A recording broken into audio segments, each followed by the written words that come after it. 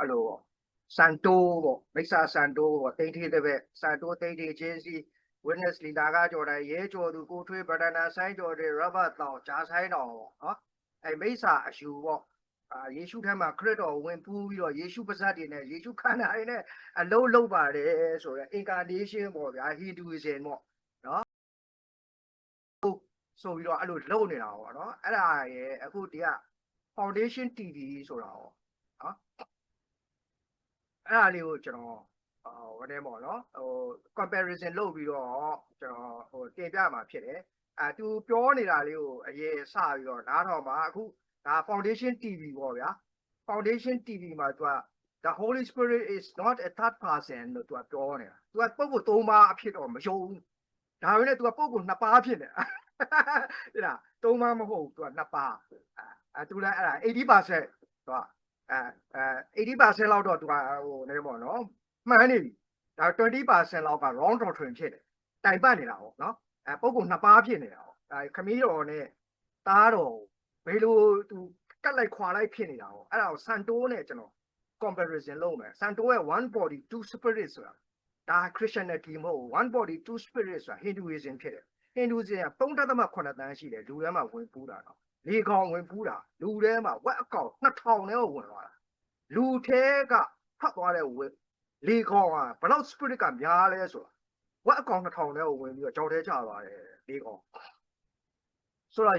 ယေရှုကိုသူကလူသေးလူဖြစ်လို့ပြောတဲ့လူတွေလည်းရှိတယ်အဲ့ခေတ်ကာလတွေကယေရှုခရစ်တော်သက်တော်ရှင်သားရှိနေစဉ်ကတင်းတို့ငါဘယ်သူလဲလို့တင်းတို့လည်းငါ့ကိုအဘယ်သူဖြစ်တယ်ဆိုကြသည်လို့မေးတဲ့အခါဒါပြောတယ်တချို့ကယောဟန်ခေါင်းဖြတ်ခံရတဲ့ယောဟန်ပေါ့နော်ပဋိသန္ဓေဆရာယောဟန်လူပြန်ဖြစ်လာတယ်လူသေးလူဖြစ်ပေါ့အဲ့လိုပြောတဲ့လူတွေရှိတယ်အဲ့ဒီကရှိတာလူသေးလူဖြစ်တို့တော့ prophet တွေဝင်စားတယ်တို့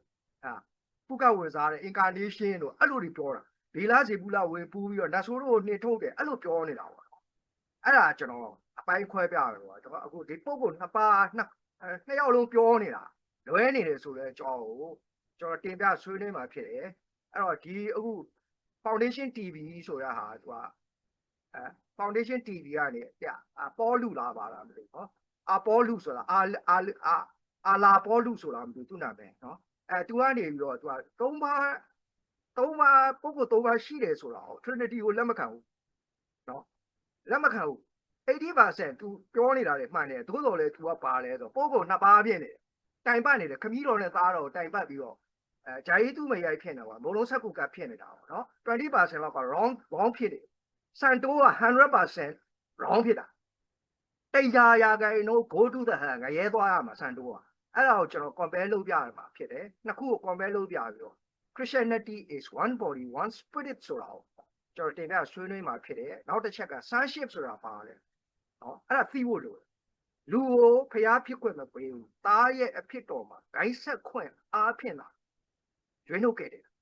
သားရဲ့အဖြစ်တော်ပါလူစားတိခံယူတဲ့နှုတ်ကပတ်တော်ယေဟောဝါယာဝေရဲ့ခန္ဓာမှာခန္ဓာ body of Christ နော်လူစားတိခံယူတဲ့နှုတ်ကပတ်တော်ယေဟောဝါယာဝေရဲ့ခန္ဓာ body of Christ မှာသားရဲ့အဖြစ်တော်အဖြစ်ဂိုင်းဆက်ခွင့်ကိုစွန့်ပေးတာအဲ့ဒါကိုဝန်ခံတဲ့အဲ့ဒါနဲ့ရွေးနှုတ်ခဲ့တဲ့ခြင်းဖြစ်တယ်အဲ့ဒါတည်းချက်အဲ့ဒါကြောင့် sonship ဆိုတာဝန်ခံဖို့လိုတယ်အဲ့ sonship တဲ့အနက်ကိုသိဖို့လိုတယ်အဲ့ sonship ကိုသိဖို့က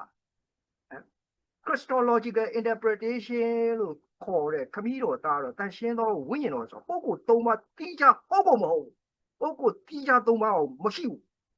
သုတပါးဒီသောဘုရားရှိမအစ္စရေးဖြစ်တယ်ဒါဆိုယေရှုခရစ်တော်ဘာကြောင့်သင်ပေးတာလဲအဲ့ Christological interpretation ခမည်းတော်သားတော်တန်ရှင်းသောဝိညာဉ်တော်မသိလို့မရဘူးအဲ့ဒါ communication pathway လို့ခေါ်တယ်ခမည်းတော်နဲ့သားတော်ရဲ့ဆက်သွယ်ရေးလမ်းကြောင်း communication pathway ကိုနားမလည်လို့မရတဲ့အတွက်ကြောင့်ခမည်းတော်သားတော်တန်ရှင်းသောဝိညာဉ်တော်ဆိုတော့နော်ဘယ်လိုခေါ်မလဲChristological interpretation ပေါ့နော်ဒီခမည်းတော်သားတော်တန်ရှင်းသောဝိညာဉ်တော်ရဲ့ communication pathway ကို sonship ဝန်ခံတဲ့သူတယောက်အနေနဲ့မသိလို့မဖြစ်တဲ့အတွက်ကြောင့်ခမည်းတော်သားတော်တန်ရှင်းသောဝိညာဉ်တော်ဆိုတာသင်ပေးနေတာဖြစ်တယ်မသင်ပေးလို့မရတဲ့အတွက်သင်ပေးနေတာဖြစ်တယ်လူကိုဖျားပြခွင့်ပေးကိုဂိုင်းဆက်ခွင့်အားဖြင့်သား၏အဖြစ်တော်မှာနော် ဘာဒီမှန်သောစပြည့်နဲ့ဖြစ်တိတော့အခက်ဖြစ်တယ်ဂိုင်းဆက်ခွင့်အားဖြင့်ရွေးနှုတ်ကဲတင်တာဖြစ်တယ်ဟောအဲ့ဒါတော့တစ်ချက်သိဖို့လိုတယ်တော့ဧကဝုဖြစ်စဉ်ဆိုတော့တစ်ချက်သိဖို့လိုတယ်နောက်